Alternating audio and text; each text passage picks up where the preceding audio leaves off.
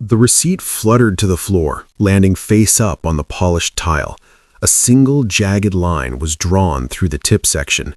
0. A massive, insulting 0.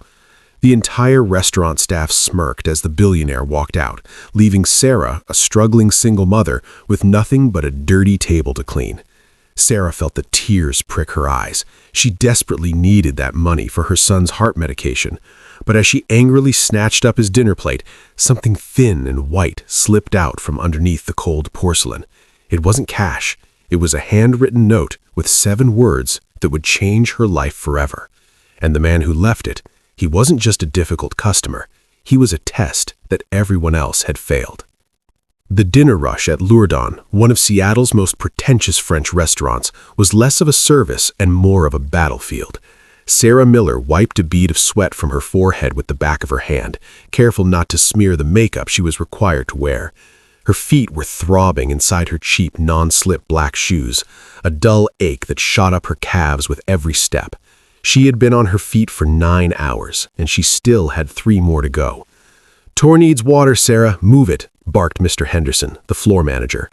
Henderson was a short man with a Napoleon complex and a cheap cologne that smelled like burnt vanilla.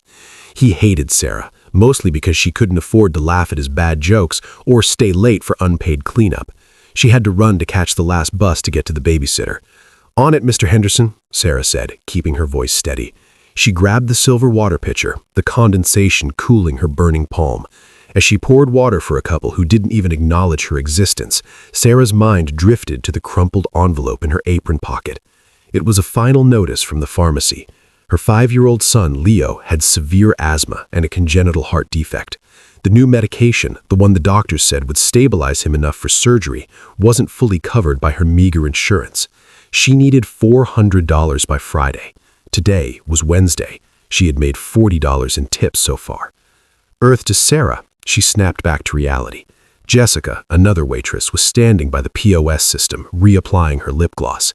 Jessica was younger, prettier, and infinitely meaner.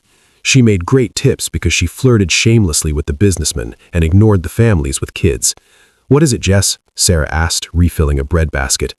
"The VIP booth?" Jessica smirked, nodding toward the secluded corner table draped in velvet curtains. "Someone just sat down. Henderson says it's Ethan Sterling." Sarah froze. Everyone in the city knew the name Ethan Sterling.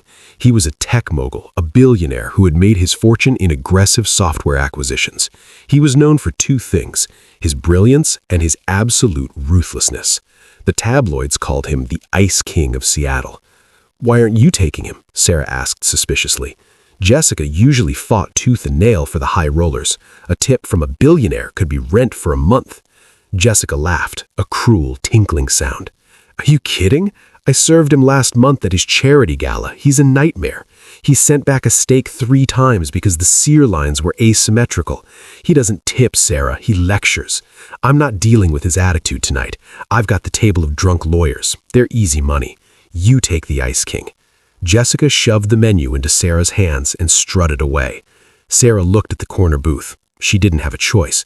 If she refused a table, Henderson would fire her on the spot, and she couldn't lose this job, not with Leo's breathing getting worse every night.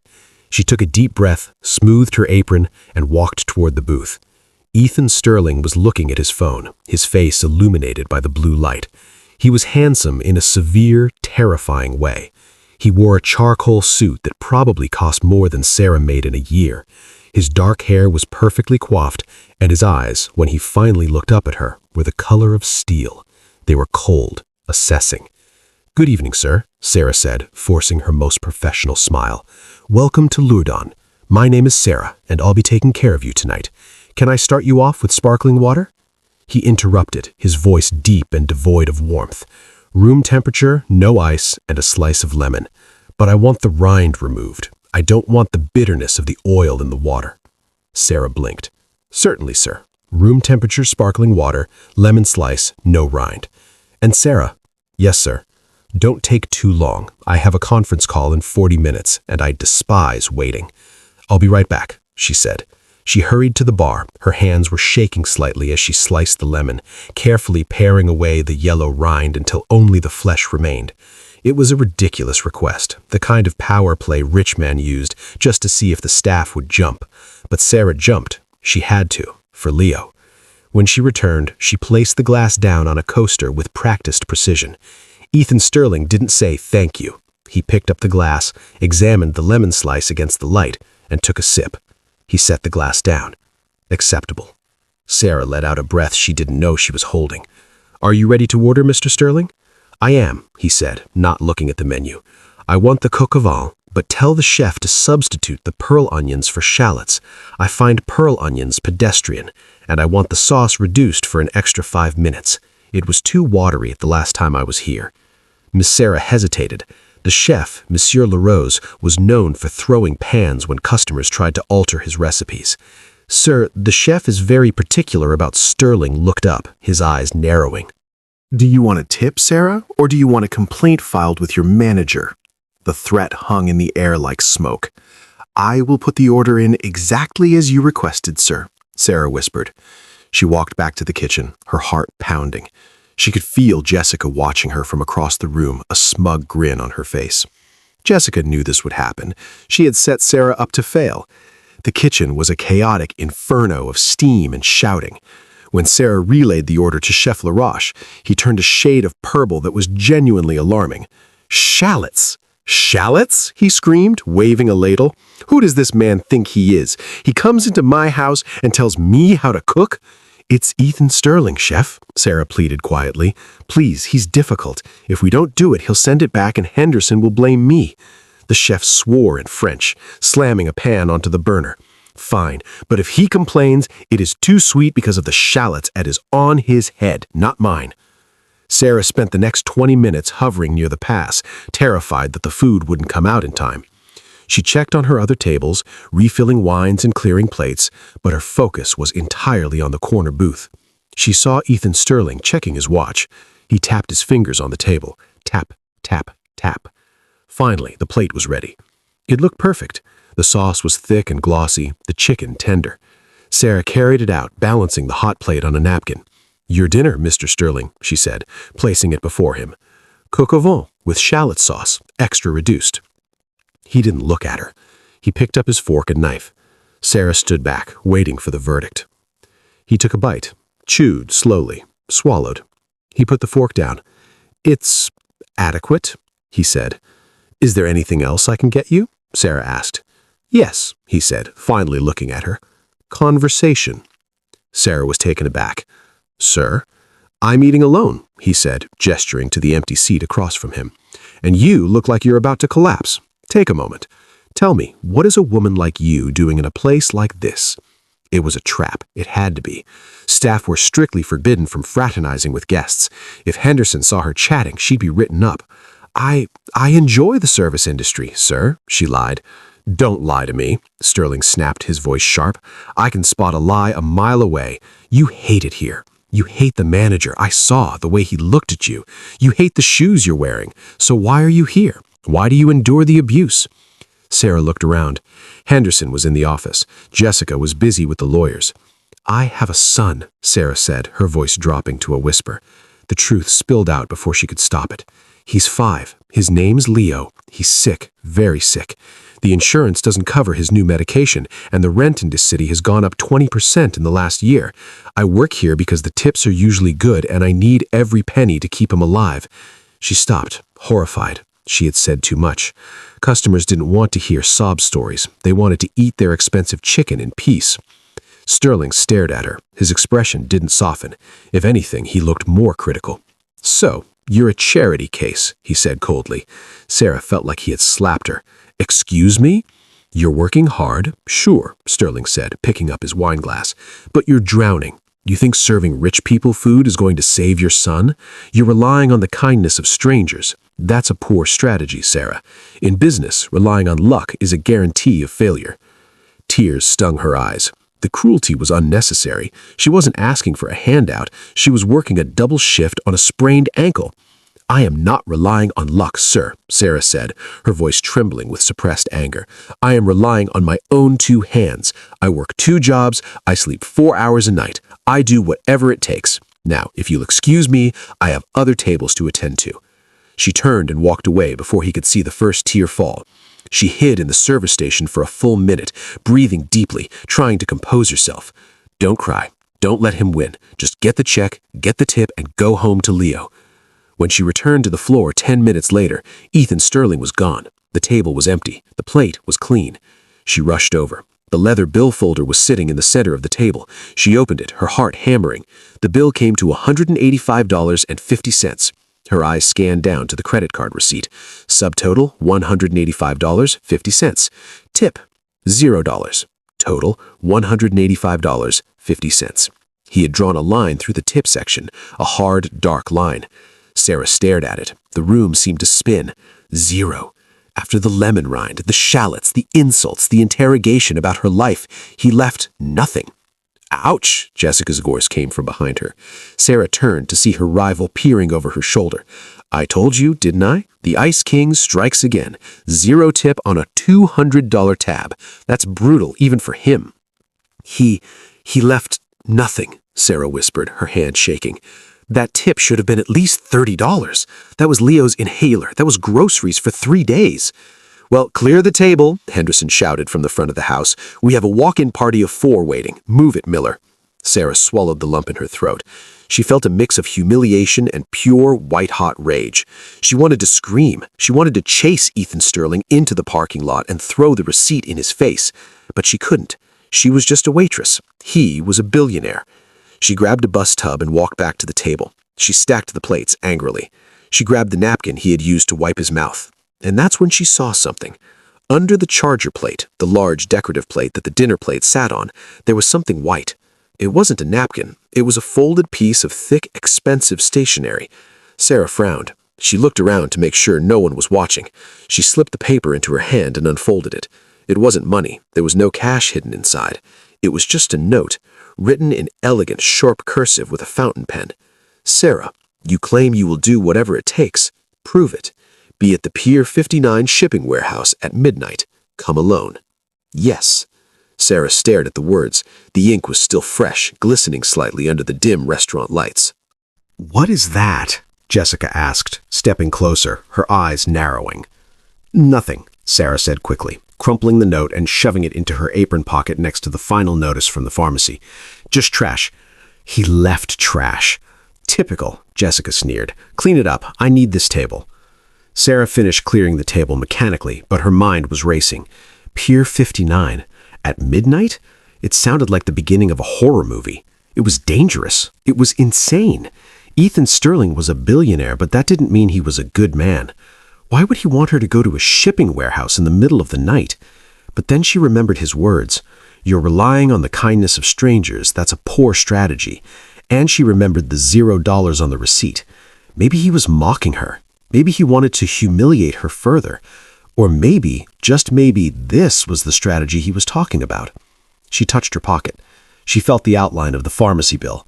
She thought of Leo's wheezing cough when she kissed him goodbye that morning. She checked the clock on the wall. It was 10:45 p.m. Her shift ended at 11.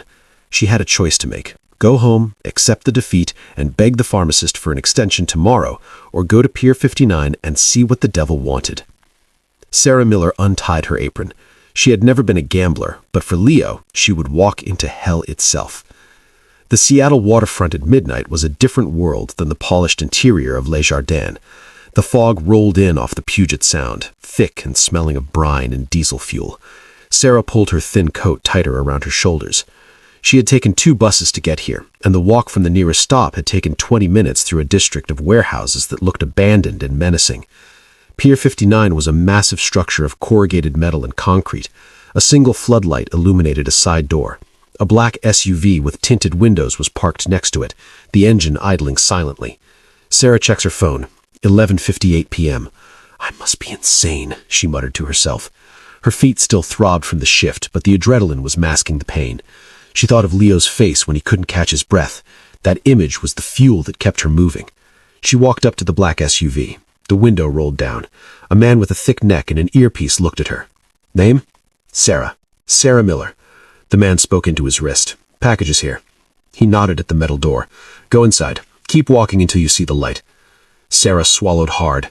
She pushed open the heavy steel door. Inside, the warehouse was cavernous. It was filled with rows of shipping containers stacked 3 high. The air was cold. In the center of the vast space, under a hanging bank of industrial lights, stood a folding table and 2 chairs. Ethan Sterling was sitting there. He wasn't wearing his suit jacket anymore. His sleeves were rolled up, revealing forearms that were surprisingly muscular. He was reading a document, a pair of reading glasses perched on his nose. He didn't look up as she approached. "You're 2 minutes early," he said. "If you're on time, you're late," Sarah replied, repeating a phrase her father used to say. Ethan looked up over the rim of his glasses. A flicker of amusement or perhaps respect crossed his face. "Sit." Sarah sat.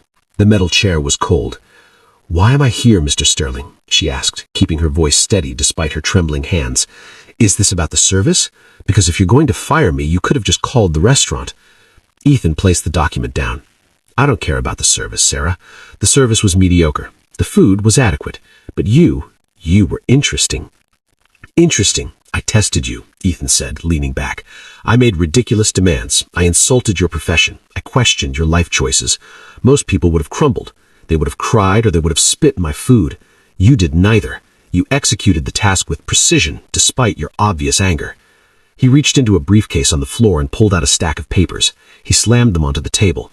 "This," he said, tapping the stack, "is the shipping manifest for my logistics division for the last quarter. We are losing money, significant amounts.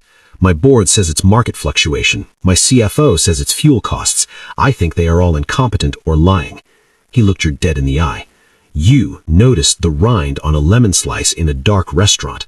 You noticed I was left-handed and placed the wine glass accordingly. You have an eye for detail that my Ivy League executives lack because they're too busy looking at the big picture to see the cracks in the foundation." Sarah stared at the papers. "You want me to look at your shipping logs? I want you to find the error. You have 1 hour. If you find nothing, I will give you cab fare home and you will never see me again. If you find the leak, I will write a check for your son's surgery tonight." Sarah's breath hitched. "How do you know about the surgery?" "I know everything, Sarah. I did a background check on you the moment you walked away from my table. Sarah Miller, 26, widowed. 1 son, Leo, age 5.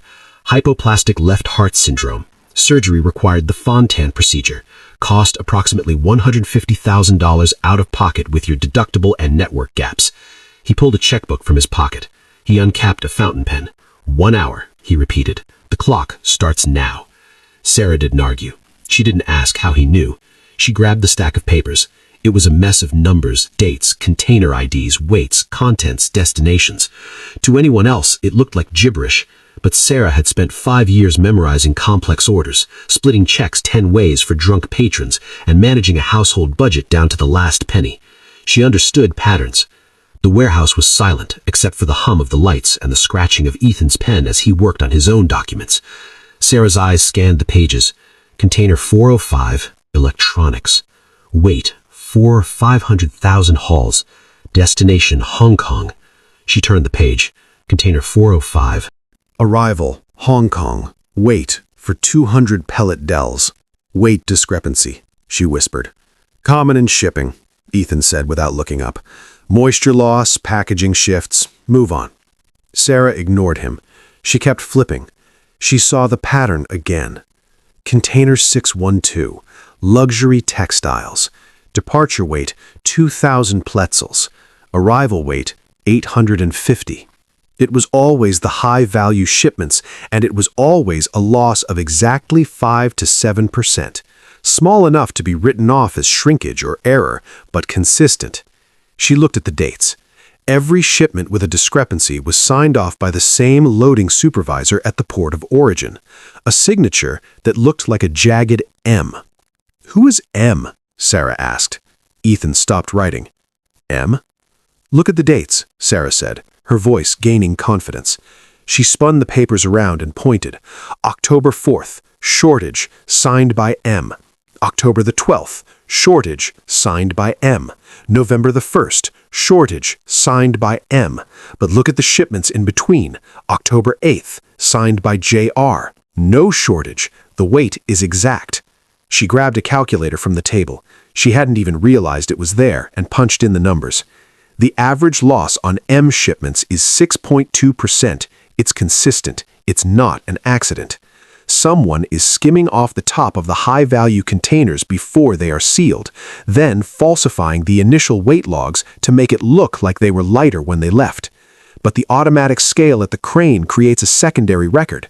She pointed to a column on the far right. The crane weight matches the heavy weight.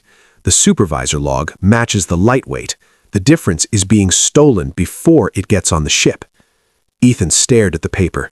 He traced the line with his finger. He looked at the crane weight, then the supervisor log. His eyes narrowed into dangerous slits. "Marcus," he whispered. "Marcus Thorne, my brother-in-law." The silence in the warehouse was deafening. Sarah had just accused the billionaire's family member of theft. She pulled her hand back, suddenly terrified. I could be wrong," she stammered. "I'm just a waitress. I don't know how shipping works." Ethan stood up. He walked around the table. He loomed over her, his shadow stretching long on the concrete floor. Sarah braced herself for him to yell, to tell her she was crazy. Instead, he reached out and picked up the checkbook. He wrote rapidly. He tore the check out with a sharp rip and held it out to her. Sarah took it. Her hands shook so hard the paper rattled.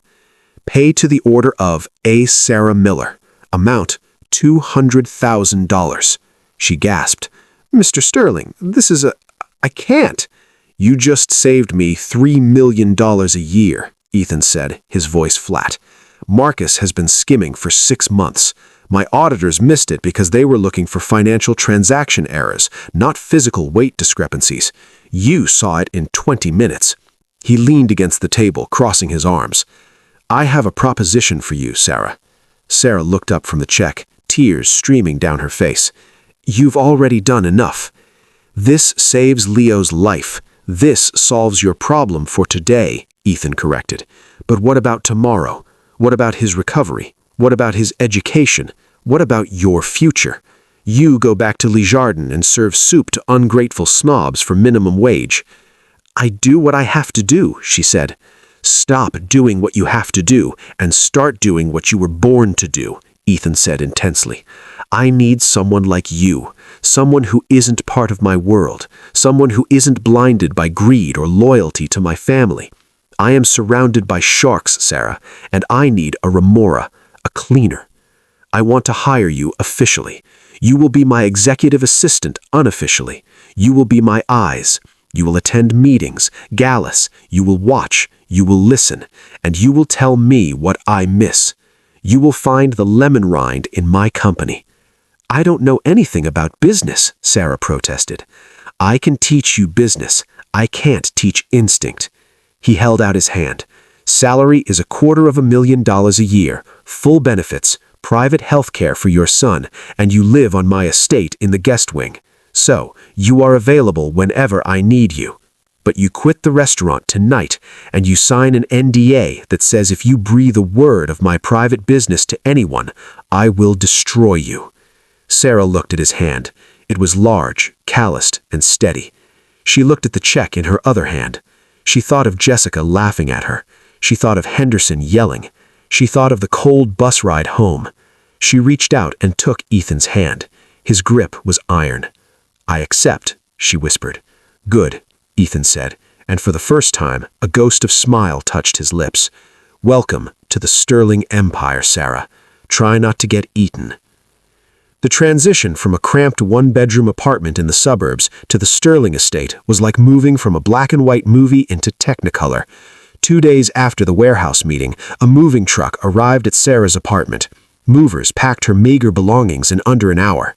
A private ambulance, paid for by Sterling Industries, transported Leo to the best pediatric cardiac unit in the state to prepare for his surgery, which was now scheduled for the following week. Sarah stood in the foyer of the Sterling mansion. It was a sprawling, modern fortress of glass and stone overlooking the ocean. It was cold, beautiful, and intimidating. Mrs. Miller, a stiff-looking butler, said, bowing slightly, "Mr. Sterling is in the library. He requested your presence immediately upon arrival." "Thank you," Sarah said. She was wearing a new suit she had bought with a cash advance Ethan had authorized. It was navy blue, sharp and professional. She felt like an imposter in it. She walked through the house. The art on the walls was worth more than her entire lifetime earnings, But there were no photos, no family portraits. It was a house, not a home. She entered the library.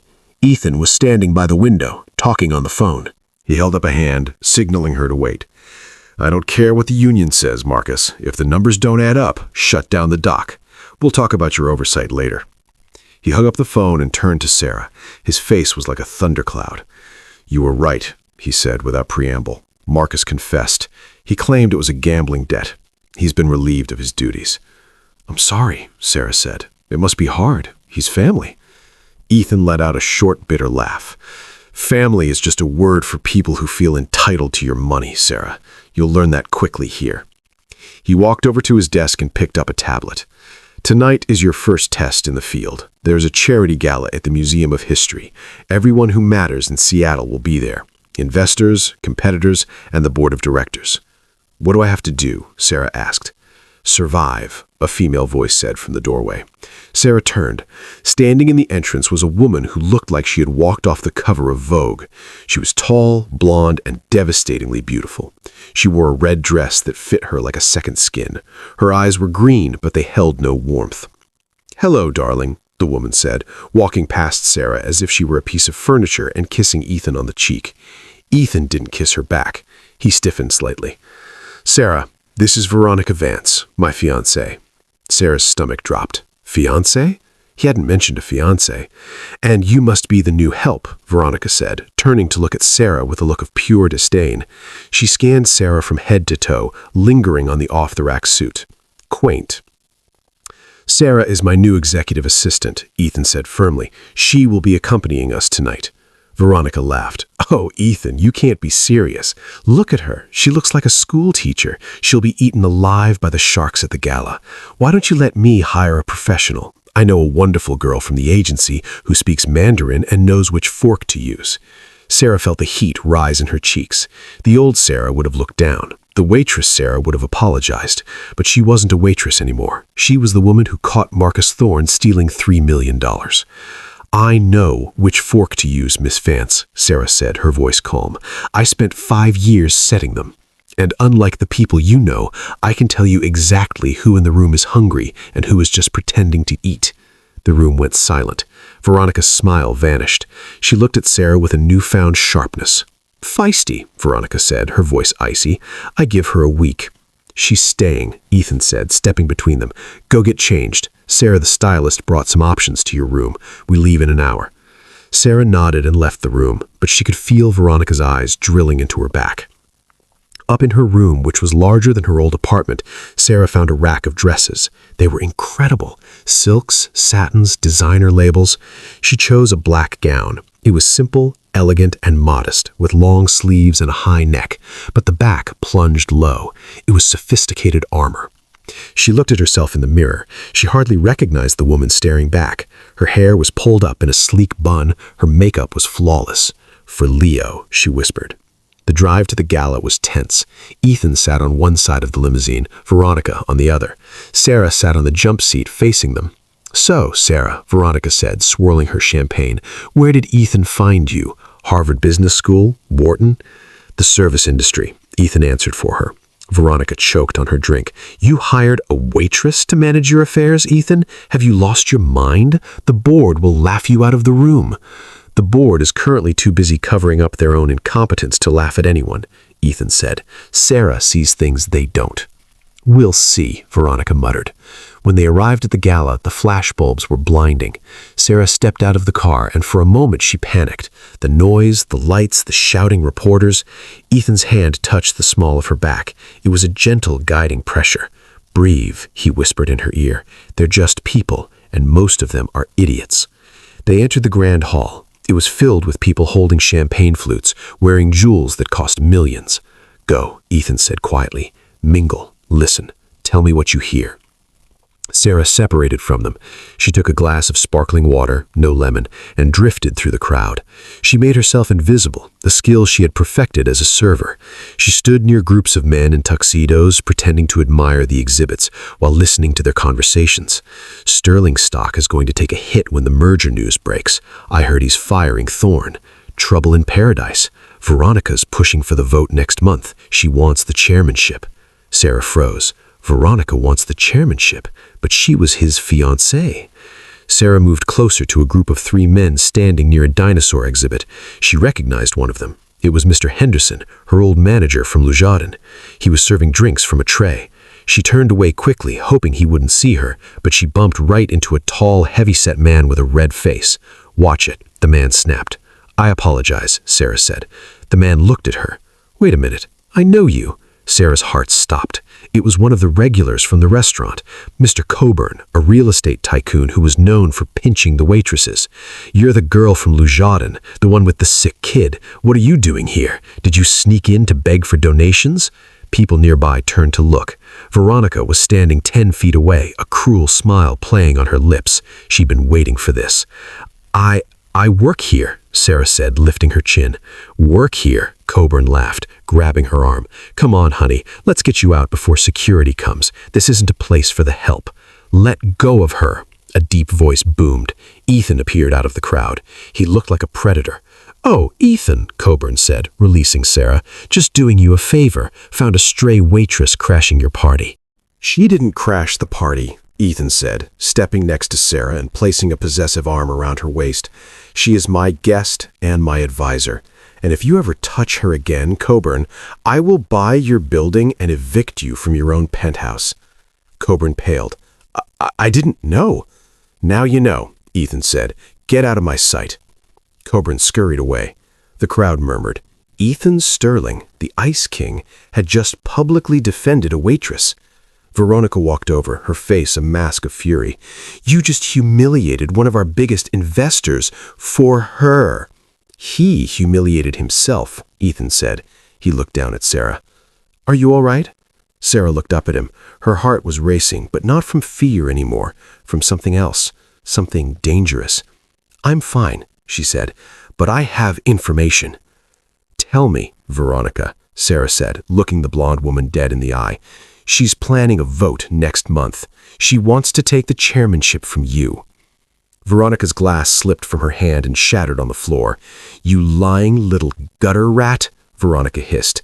"Is it true?" Ethan asked, his voice dropping to a terrifying octave. He turned to his fiancée. "Is it true, Veronica?" Veronica glared at Sarah with pure hatred. "You think you can bring a stray dog into our house and have it bite me? Ethan, you have no idea what you've started."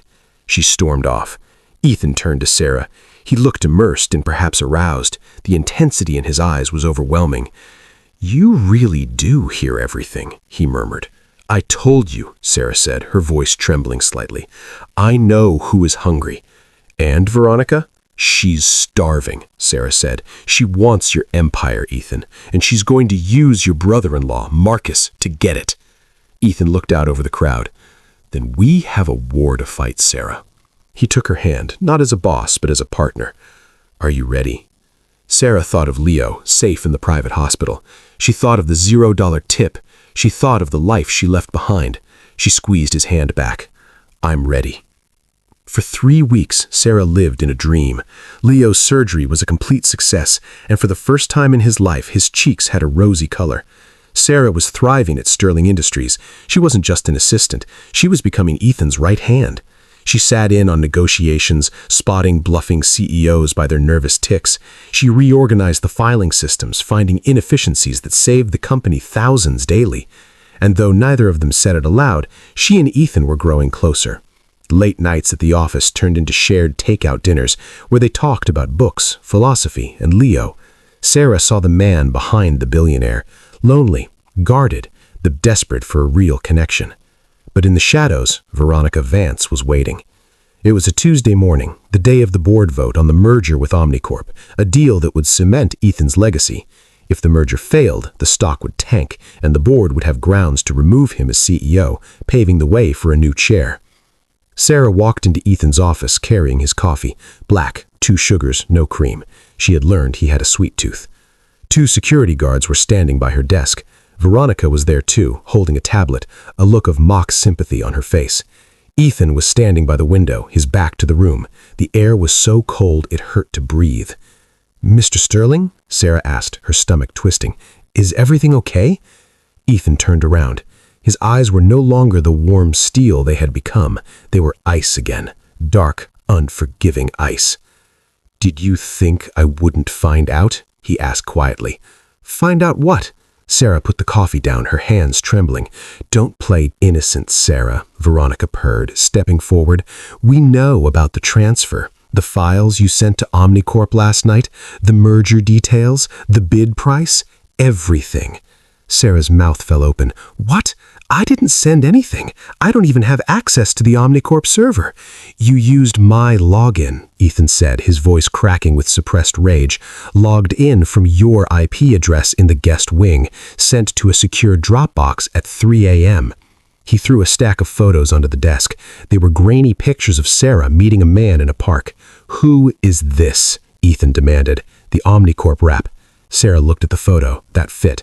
"That's my cousin Mike. He was returning a car seat I lent him."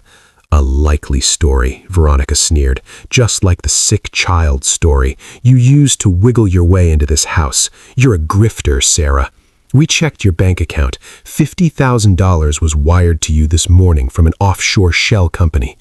"No," Sarah screamed, tears welling up. "I didn't do this. You have to believe me. Ethan, Veronica is setting me up. She wants the chairmanship." "Enough." Ethan slammed his hand on the desk. The sound echoed like a gunshot. He looked at Sarah, and the pain in his eyes was devastating. "I trusted you. I let you into my home. I let you near my business. I let you—" He stopped, swallowing hard. "I thought you were different. I thought you were the one honest person in a city of liars. But you're the worst of them all, because you made me care." "Ethan, please," Sarah begged, reaching out. "Don't touch me," he recoiled. "You're fired. Security will escort you off the premises immediately. You have 1 hour to pack your things. If you're not gone, I'll have you arrested for corporate espionage." "What about Leo?" whispered Sarah. "He's still recovering. The insurance—" "You should have thought about that before you sold me out," Ethan said coldly. He turned his back to her again. "Get her out of here." The security guards grabbed Sarah's arms.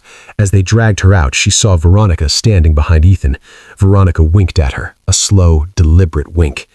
Sarah was thrown out of the mansion gates with 2 suitcases. It started to rain. She stood on the curb, sobbing, humiliated and terrified. She had lost the job, she had lost the man she was falling in love with, and soon she would lose the insurance keeping her son alive. She had hit rock bottom before, but this time, the fall was from a penthouse. Sarah spent the night in a cheap motel near the hospital. She couldn't sleep. Every time she closed her eyes, she saw Ethan's face. The look of betrayal. $50,000 wired to my account, my IP address. She knew she hadn't done it, which meant Veronica had hacked the system. Veronica was smart, but she was arrogant. She would have covered her digital tracks. But Sarah remembered something Ethan had told her in the warehouse that first night. "My auditors missed it because they were looking for financial transaction errors, not physical weight discrepancies." Veronica relied on digital manipulation, but physical evidence, that was harder to fake. Sarah sat up in bed. The board vote was today at 2 p.m. She looked at the clock, 9 a.m. She grabbed her phone and dialed a number she had memorized from the shipping logs. "Hello?" A gruff voice answered. "Is this JR, the loading supervisor at Pier 59? "Yeah, who's asking?" "My name is Sarah Miller. I used to work for Mr. Sterling. I need you to let me into the archives now." "I heard you got fired, lady. I can't let you in." "JR, listen to me," Sarah said, her voice shaking but fierce. "I know about the extra crates you log on the side to keep the union off your back. I know you're a good man who just wants to keep his guys employed. If Veronica Vance takes over today, she's going to automate the entire dock. You'll all be fired by Christmas. I'm the only one who can stop her." There was long silence on the other end. "Meet me at the back gate in 20 minutes, JR said. Sarah spent the last of her cash on a taxi. When she got to the warehouse, JR let her in. He looked tired. "The archives are in the basement," he said. "Old school paper. We only digitize what we send to HQ." Sarah ran down the metal stairs. The basement smelled of mold and dust. Rows of filing cabinets stretched out before her. She needed to find the visitor log for the mansion's server room. The digital log said Sarah had logged in at 3 a.m. from the guest wing. But the physical security system at the mansion, the backup system installed in the basement that ran on a closed circuit, wasn't connected to the internet. It had a hard drive that recorded keycard swipes, but she couldn't get to the mansion. Think, Sarah, think. She paced the room. Veronica framed her for sending files to Omnicorp. The transfer happened at 3:30 a.m. Sarah started pulling files related to Veronica's expense reports. Ethan had given her access to everything weeks ago, and Sarah had made photocopies of suspicious documents to study later, a habit from her days of couponing. She still had her notebook in her purse. She flipped through the pages. Veronica claimed she was in New York last week, but here, a receipt for a private courier service in Seattle on the same day. Destination, Omnicorp headquarters. Sender, V. Vance. Contents, hard drive. Sarah froze.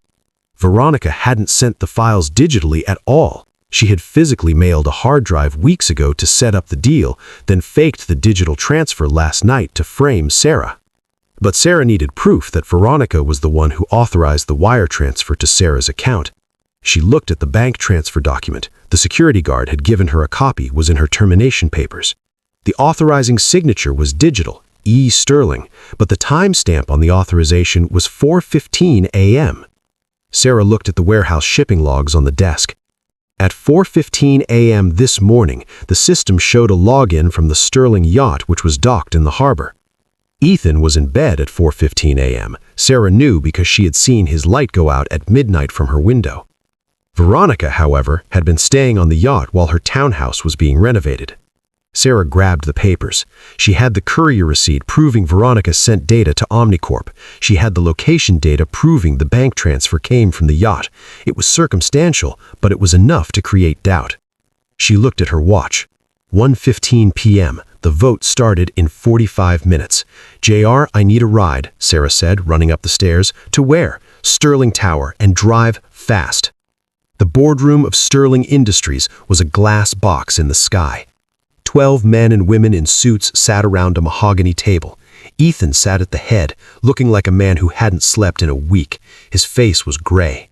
Veronica sat to his right, radiant in a white power suit. "The breach of security by Mr. Sterling's former assistant has compromised the Omnicorp merger," Veronica said smoothly. "Omnicorp has pulled out because our internal data is no longer secure. The stock has dropped 12% this morning." The board members murmured anxiously. "This shows a lack of judgment on the CEO's part," Veronica continued, placing a hand on the table. "Ethan is brilliant, but he is emotionally compromised. He let a con artist into our inner circle. We need stability. We need leadership that isn't distracted by charity cases." She looked at Ethan. "I move for a vote of no confidence in Ethan Sterling as CEO, and I put myself forward as interim chairwoman to salvage the company." "Seconded," said Mr. Coburn, the man Sarah had embarrassed at the gala. "Ethan," the lead director asked, "do you have anything to say?" Ethan looked up. He looked defeated. He had lost the woman he trusted, and now he was losing his life's work. I take full responsibility," he rasped. "Very well," the director said. "All in favor of removing Ethan Sterling?" Hands started to go up. 1, 2, 3. Veronica raised hers high, a triumphant smile on her lips. Bang! The double doors to the boardroom flew open. "I object!" Sarah yelled, bursting into the room. Her hair was frizzy from the rain, her clothes were rumpled, and she was out of breath. 2 security guards were chasing her. "Get her out!" Veronica shrieked, standing up. "She's a criminal!" "I'm not the criminal," Sarah shouted, dodging a guard. She threw the stack of papers onto the mahogany table. They slid across the polished surface and stopped right in front of Ethan. "Sarah," Ethan stood up, confused. "What are you doing?" "Look at the papers, Ethan," Sarah pleaded, ignoring the guard gripping her arm. "The courier receipt. Veronica sent the hard drive to Omnicorp 2 weeks ago. She didn't use the network last night. She used a physical courier so it wouldn't be flagged by Ethan." Ethan looked down. He saw the receipt. Sender V. Vance. "And the wire transfer," Sarah yelled, as the guards started to drag her backward. "The money sent to my account authorized at 4:15 a.m. Look at the IP location. It came from the Sea Star." "The yacht. Who's sleeping on the yacht?" "Ethan, you were in the mansion. I was in the guest wing." Ethan froze. The realization hit him like a physical blow. He looked at the papers. He looked at the timestamp. "Wait," Ethan commanded the guards. His voice was the voice of the Ice King again. "Let her go." The guards released Sarah. She rubbed her arm, panting. Ethan picked up the papers. He read them slowly. Then he turned to Veronica. Veronica was pale. "It's a forgery," she stammered. "She forged it. She's desperate." "This courier receipt has a tracking number," Ethan said quietly. He pulled out his phone and typed it in. "Delivered to Omnicorp Legal Department. Signed for by John Smith, head of acquisitions." He looked up. The room was deadly silent. "You tanked the merger," Ethan said, his voice rising. "You sold our secrets. You framed Sarah. You stole $50,000 of company money to make it look like a bribe." "I did it for us," Veronica screamed, her mask slipping. "You were going soft, Ethan. You were listening to her, a waitress. You were going to ruin the company with your sentimental decisions. I had to save it." "You didn't save it," Ethan said, walking over to her. "You just committed federal fraud, and I believe Mr. Coburn just seconded a motion led by a felon. Is that correct, Coburn?" Coburn turned bright red. I withdraw my second. I had no idea." Ethan pointed to the door. "Get out, Veronica. The police are waiting in the lobby. I called them the moment Sarah mentioned the yacht. I always knew you were ambitious, but I never thought you were stupid." Veronica looked around the room. No one would meet her eyes. She grabbed her bag and stormed out, shoving Sarah as she passed. The room was silent again. Ethan turned to the board. "The motion is dead. The merger is dead. But I have a new plan to restructure, starting with the removal of everyone who voted against me today." He looked at the board members who had raised their hands. They looked terrified. "Meeting adjourned," Ethan said. The directors scrambled out of the room like rats fleeing a sinking ship. Finally, it was just Ethan and Sarah. Sarah stood by the door, clutching her purse. I should go. I just wanted to clear my name." "Sarah, wait." Ethan walked around the table. He stopped in front of her. He looked tired, but for the first time in days, his eyes were warm. "You came back," he said, "after I fired you, after I humiliated you, after I threw you out in the rain. You came back to save me." "I didn't do it for you," Sarah said, her voice trembling. "I did it because it was the truth, and because no one deserves to be betrayed by the people they trust." Ethan flinched. "I am so sorry, Sarah. I was a fool. I let my past, my fear of being used, blind me to the person standing right in front of me." He reached into his pocket. Sarah flinched, expecting him to pull out a checkbook again to pay her off.